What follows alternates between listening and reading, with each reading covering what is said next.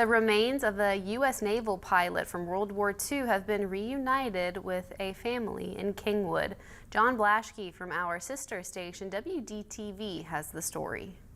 Lieutenant J. Ross Manown Jr. and his crew of 2 other men were declared missing in action after their plane was shot down September 10, 1944, off the Palayo Islands in the Pacific.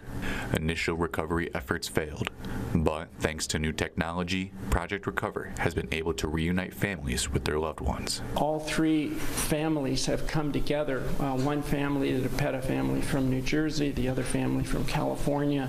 So it was almost a symbolic reunion of the crew to have each family member of the crew here. That's very unique. The emotional ceremony finally provided these families with the comfort they so long desired. Kenneth Craig, Manown's cousin, recalls visiting Maplewood Cemetery with his father, who was named after Manown. Craig said they'd plant flags at Manown's empty grave every Memorial Day, never giving up hope he'd be found.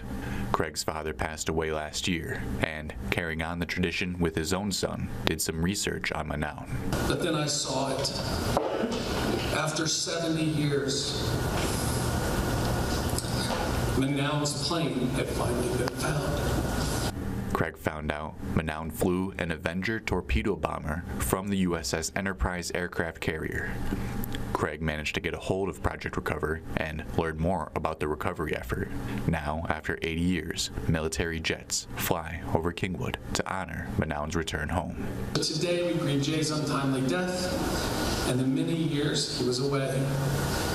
But we celebrate his character and his remarkable bravery, and we thank him as a nation for his supreme sacrifice for the ideal of freedom.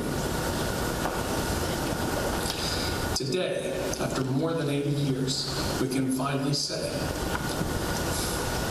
welcome home, Jim. John Blaschke, WTAP News.